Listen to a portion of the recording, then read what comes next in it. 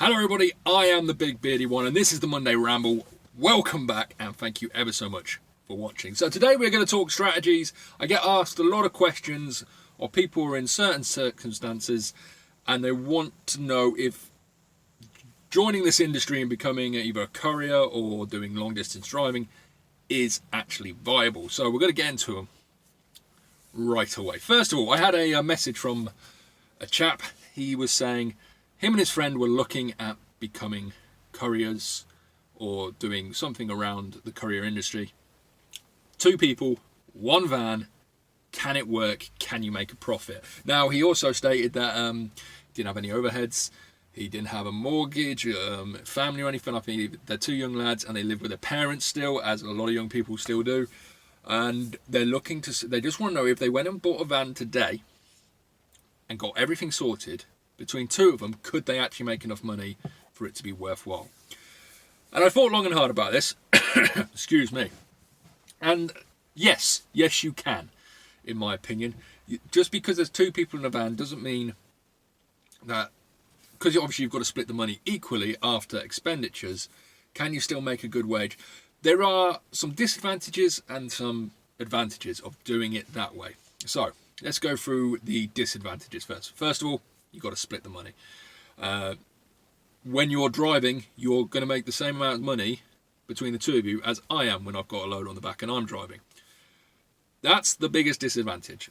Number 2, you're going to be spending all day, all night with the same person. So you best make sure that person who's in the van with you is a good friend.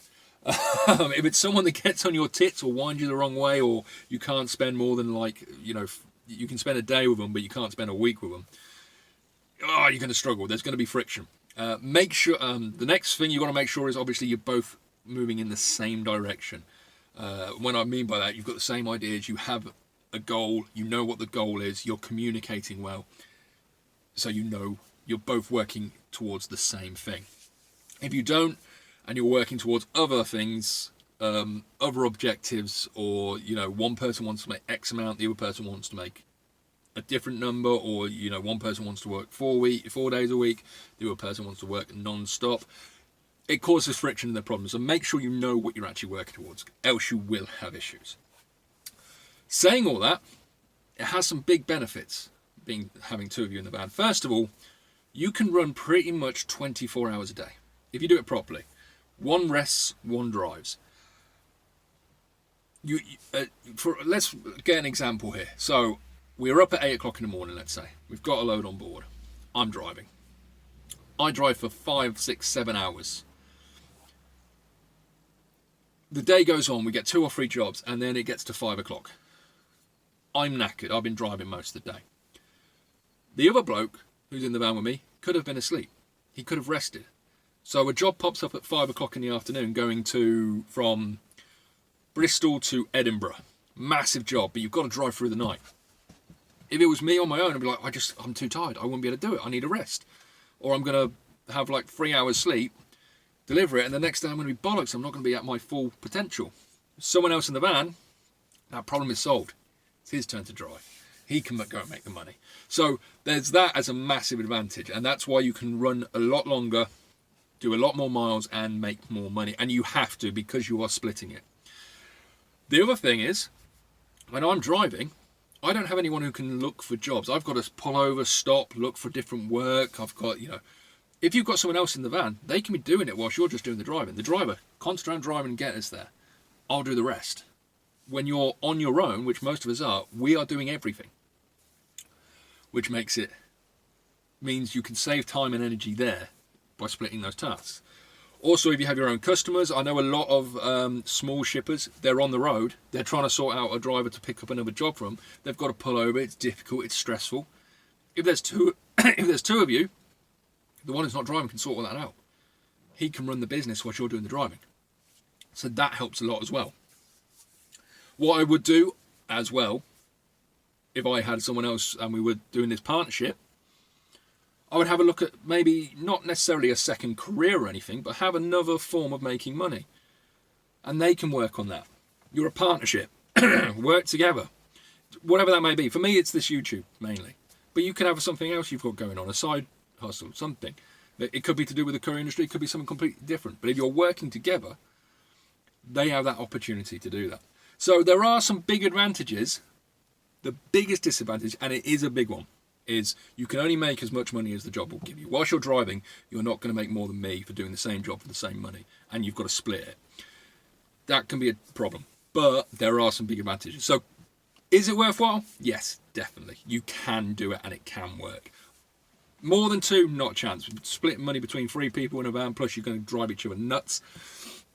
But between 2 of you, especially if you've got no overheads at home, you've got an opportunity to give it a go and see how it works. The great thing about youth is you've got time to fuck up.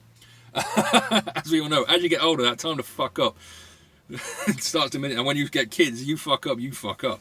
So, sorry about all the swearing, but I'm trying to get the point across. So, the beauty of youth is you've got that opportunity. So, go and give it a go if you feel like it. Let me step back a little bit there first. We're still coming out the back of this pandemic and everything. Work is not where it should be. It's still a struggle for a lot of people out there. So I'm not going to tell anyone to go and become a courier. I'm not going to tell anyone not to become a courier. I'm just going to say, here's the problems. And we all know them. I've done it in many videos. So if you want to go for it, go for it. But yeah, it is a viable option. So don't think it's not. Right. Question number 2. This one's a lot more difficult. And I think it applies to a lot of people out there. So once again, I haven't got the names or anything written down, but I know the question.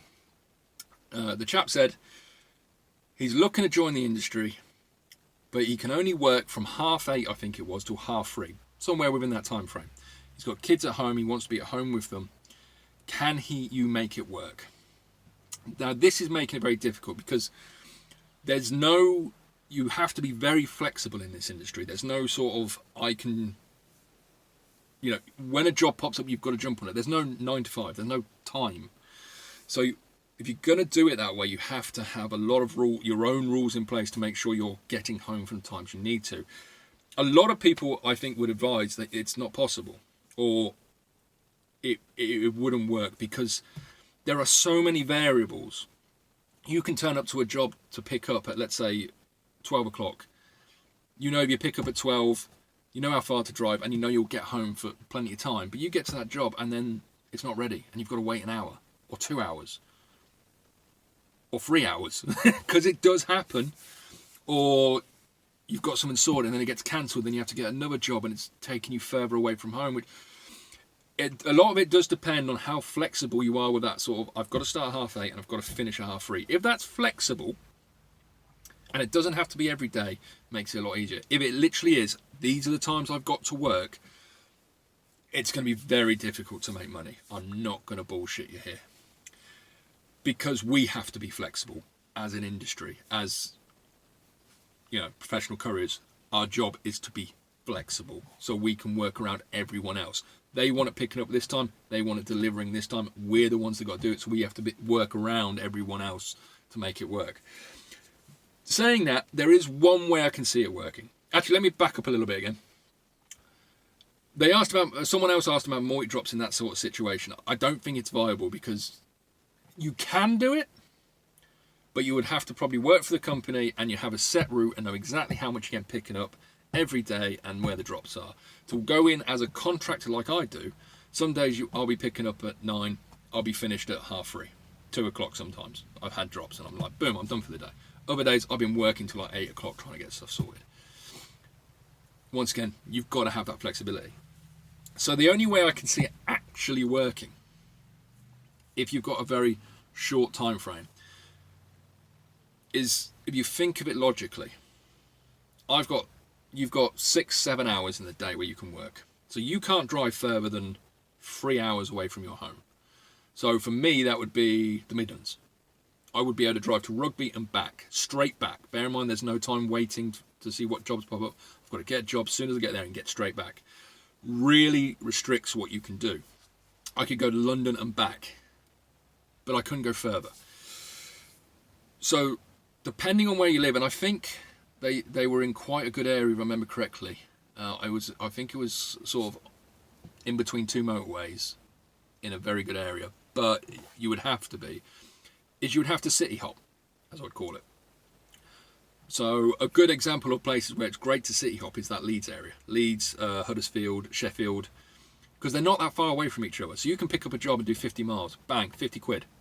Then pick up another job and do another 50 miles. So you can go from Leeds to Huddersfield, Huddersfield down to Sheffield, Sheffield back to Leeds, because they all pass jobs around the cities between themselves. Manchester quickly back to Leeds, and it works really well in that sort of area. In the area I am, Norwich, not a chance. You're not going to get city hopped. You'll get a 50 quid job and then you won't get a job back. So you would need to go out and do 3 or 4 quick little 50-mile jobs. And bear in mind, 50 miles is roughly about an hour on average if you're between motorways and A roads and stuff. You do 50 miles, it would roughly take you an hour. So you could get 3, 4, 5 little jobs like that and make a living. But you would have to do a lot of research. You would have to speak to a lot of shippers, get a lot of local contacts that can keep giving you this work, so you're not having to sit in a car park for an hour and a half in a place you don't know. For instance, if I go to somewhere like Bristol, I don't know Bristol, I don't know any of the shippers around there, the local small shippers, so I've got to wait for a big shipper or the CX to give me work. But if you're working in that area, and just in that area, you can get to know those shippers really well, and you can get a constant stream of work. So it is doable, but by restricting the time you can work, you're playing this game on hard. Simple as that. It is not easy. So that's my thoughts with that. Please, obviously, anything I mention in this episode, leave a comment. Let me know what you think. If you've got a better idea than me, let everyone know about it. This is the whole point of the channel. Talking, communicating. Let's get some good ideas out there, people. Lovely. Right. Next one. Someone was asking me, young lad, and he was saying he wants to join the industry. He's ready to rock. Is it worth him going to work for a big shipper first? Or should he just jump into it? Now, there is merit to jumping into being your own being employed, figuring it out for yourself. But there's also a lot of merit going and learning on someone else's money.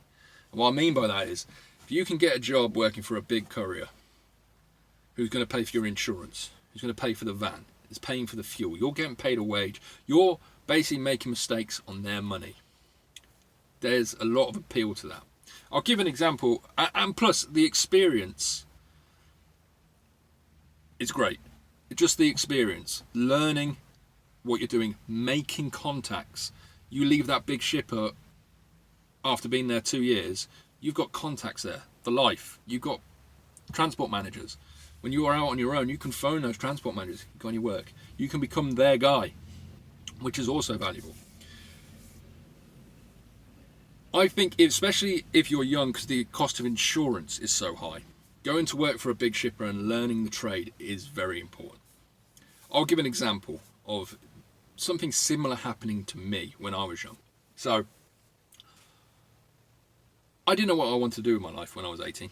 I'd worked in a Buc-ee's, I'd worked in a pub, I'd done those sort of jobs. I'd lived in London for a little while, I'd come home. And my mum said to me, she's a very wise woman, said, why don't you go work for a bank?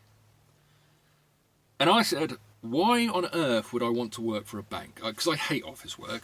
I did it for a long time, but I absolutely hate it.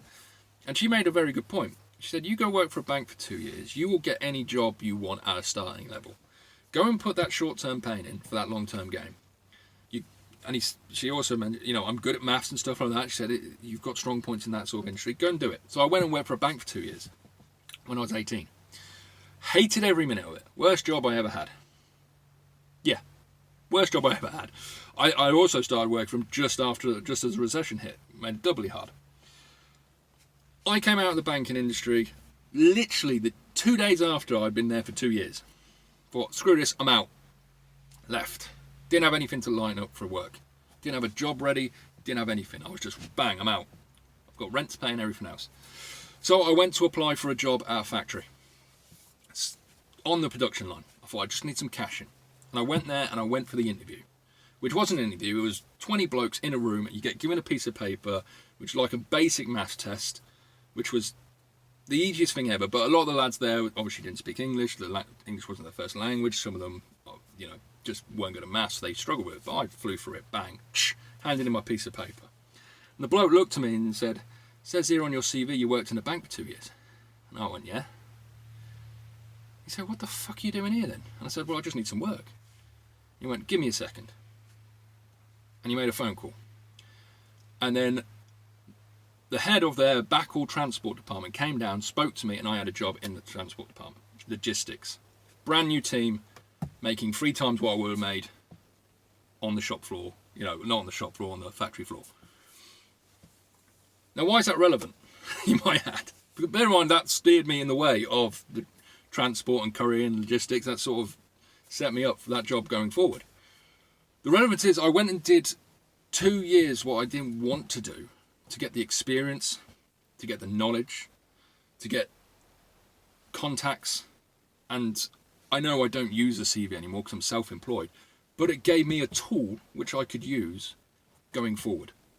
And it was probably the best decision I ever made. Hated it, but the best decision I made because it gave me opportunity. And this transfers to what I'm saying is if you're young and you're thinking, I want to get into this, but it's expensive and this, and I can't afford a van and the insurance is high, but and I've got no knowledge, but I want to do it, go and do something you don't want to do necessarily, but get the knowledge. Go work for a big shipper. Go work doing for, you know, if multi-drops appeal to you, then go and look at not City Sprint, Parcel Force. Look at one of these. Look at these companies that will hire you and literally let you make mistakes on their money and let you build contacts at the same time. So I know I sort of gone on a little ramble there, but it is the Monday ramble, you know. But you don't necessarily have to jump straight into a head first. You can go over. There are options. A lot of people will listen to my videos and think, oh, well, if you want to be a courier and make money, you've got to go and buy a van. No, you don't. There are other options. It's just I talk about what I know. I'm not going to go and talk about something I don't know, but you know what I'm saying. So if you're there and you're thinking it's just, you know, especially in today's market, which is very volatile with pandemic and Brexit and everything else, and it is, as a self-employed courier, very volatile, this might be a bad option. And if that's what you want to do, you want to have that life on the road, which I love personally. A lot of people do, a lot of people hate it, but I love it. And you think that's the way you want to go forward, maybe look at it, joining a company or an agency and doing it that way. So there you go, there's 3 different strategies for various situations. Luckily, well, not luckily, I think actually me driving around with someone else in the van and maybe doing 2 different things would be exciting, especially with someone who's I'm really good mates with. It's a mini adventure. Every day's a mini adventure doing this, and I love it. But if you're in those situations, there's some options for you. Have a think about it. But thank you. Please like, comment, subscribe. Check out my Discord. Check out my new channel. Check out everything I've ever done. I love you all. Be safe out there. Have a great day.